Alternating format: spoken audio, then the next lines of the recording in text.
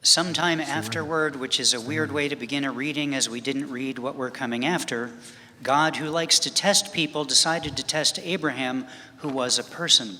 He said to him, Abraham, which was perfect, as that was his name, and then he said, here I am, which we don't really say anymore when we show up, but that's fine. And God said, take your son, your favored one, which is always what we call the kid when they happen to be an only child, like Isaac was, and bring him to a mountain called Moriah, no relation to Mariah Carey, but we understand your confusion.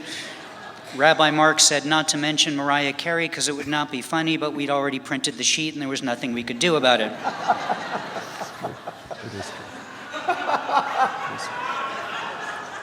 And Abraham did that the next morning because he had nothing else going on, and it meant he got to go on a donkey ride along with two of his staff who presumably didn't have their own donkeys, and as an aside, they should bring back the old mule farm on Wiley Canyon. Instead of any housing development, we don't need the traffic.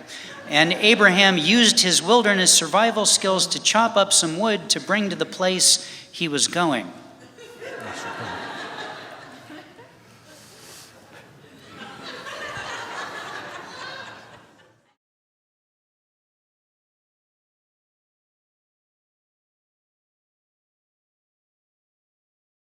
3 days later, Abraham saw where he was going from far away and probably thought, oh man, I got to walk the rest of the way. And he left the donkey with his staff, who secretly thought, great, we get to have donkey rides now too. And Abraham took his pre-chopped wood and put it on Isaac to carry, because that's why we have children. I mean, my kid has to take out the trash and empty the dishwasher every week. And Abraham also grabbed a knife, which Isaac didn't think much of because we trust our parents with weapons, and off they went for the donkeyless walk to Mount Mariah Carey, I'm paraphrasing. And then Isaac said to his dad, parent, which is a super weird thing to say, but I guess that was his preferred pronoun. And he went on, I see the wood, but where's the sheep for the sacrifice? And Abraham, a nervous twinkle in his voice, answered, God will provide the, air quotes, sheep, and off they went.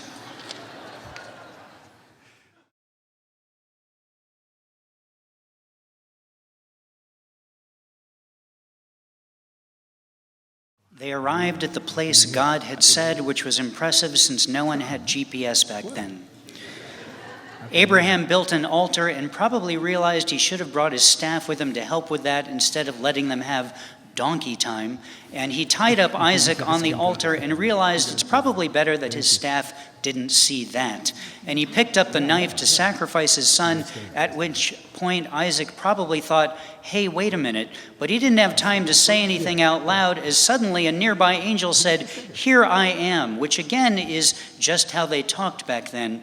And the angel went on to explain that this was like a holy episode of Punked, or if you were born when I was, Candid Camera. You have passed this particular test, and as far as God is concerned, we're good. And then a nearby ram made its presence known and realized shortly that this was a terrible time to get stuck in the thicket.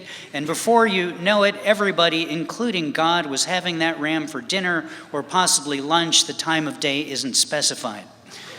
Isaac, however, was forever suspicious of his dad, Abraham, who renamed that site to Adonai Yireh, God will provide, which he thought would be less confusing for us in the future when God provided us with Mariah Carey, who, by decree of the rabbi, will not be mentioned at future Beth Ami services.